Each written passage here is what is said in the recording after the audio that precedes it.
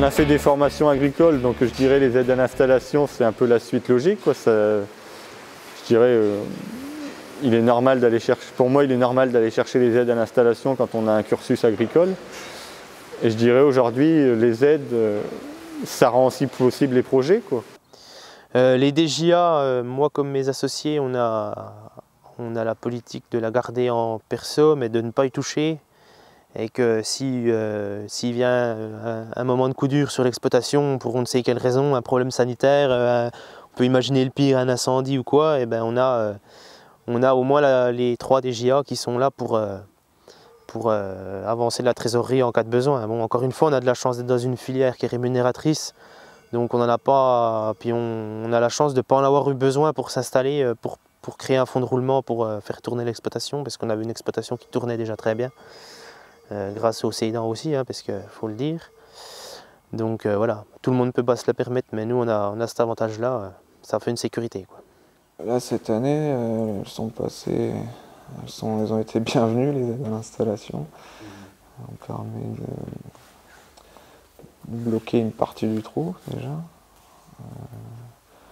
Moi sur mon installation, j'aurai au bout des 5 ans à peu près 20-21 000 €, donc c'est pas négligeable. Bon après il faut respecter un certain nombre de conditions, mais je pense que ça vaut le coup. Bah alors moi au début je savais même pas que ça existait, donc j'ai pas du tout compté dessus. Après c'est quand j'étais prête à acheter, que j'ai fait le stage d'installation, que j'ai appris que ça existait. Donc voilà, et donc c'est plutôt vu comme une belle opportunité. Enfin moi je le vis, comme je ne l'ai pas compté dans mon plan pour faire ou acheter quelque chose de particulier, je le vis et ça me soulage. En fait c'est une vraie sécurité. C'est-à-dire que je me dis, bah, s'il y a des mois où je me rate un peu, où il y a moins de ventes parce que je suis plus à essayer justement de bien faire ma production au niveau du terrain, du sol, donc je peux me permettre d'être moins bonne sur le côté vente.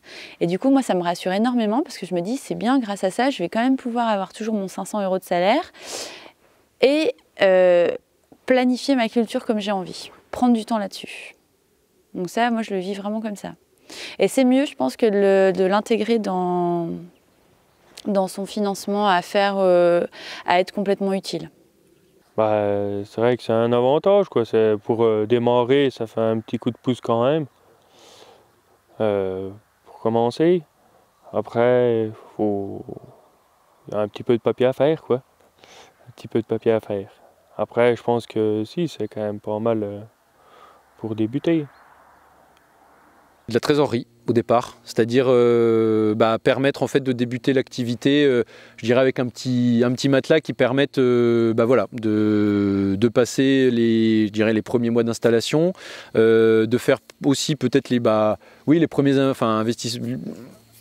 premiers investissements courants, tout ce qui est des charges de tous les jours, de l'aliment, voilà, permettre de passer un petit peu cette phase-là. Pour l'instant, on est parti pour faire le choix des aides, quoi, justement d'obtenir les aides à l'installation. J'en ai besoin, je ne peux pas m'installer sans. Donc après, il faut voir les contraintes aussi, quoi. C'est du temps à y passer, c'est beaucoup de rendez-vous, de réunions, c'est long. Il faut être patient, il ne faut pas avoir à s'installer dans l'immédiat. Des formations qui sont organisées donc, par la chambre, ou des formations ou des échanges avec des éleveurs, tout simplement, quoi. Donc ça, c'est pas forcément lié à l'aide à l'installation, mais... Aujourd'hui, le projet ne serait pas du tout où il en est s'il n'y avait pas d'aide à l'installation. Déjà parce que, comme je le disais, hein, il y a 1 an sans revenu. Donc s'il n'y a pas d'aide, c'est compliqué. Ou alors il faut déjà avoir une bonne assise financière derrière. Et moi, sur mon activité, j'ai investi à peu près 130 000 €. Alors, je n'ai pas acheté de tracteur ni quoi que ce soit, hein. Je suis un agriculteur sans tracteur. Mais j'ai construit un labo. Et avec les normes sanitaires d'aujourd'hui, ça coûte vite une fortune. Donc moi, tout mon projet, c'est à peu près 130 000 € d'investissement, sur lesquels j'ai obtenu 45 000 € de subventions. Alors ce n'est pas les aides à l'installation, mais c'est des aides aux investissements de départements, de la région et de l'Europe. Voilà. Et puis, c'est ce qui m'a permis de monter mon outil, qui n'aurait pas du tout cette allure-là si je n'avais pas eu ces aides-là. Dans notre cas, c'est vrai que ça a été relativement intéressant parce qu'on se trouve en zone défavorisée. Et on a opté pour ça parce qu'au niveau des taux d'emprunt, au niveau de tout un tas de choses, c'était quand même relativement bénéfique pour nous. La DJA, je ne l'ai pas touchée jusqu'à maintenant. Je l'ai placée et je ne veux pas l'utiliser, je ne veux pas la gaspiller.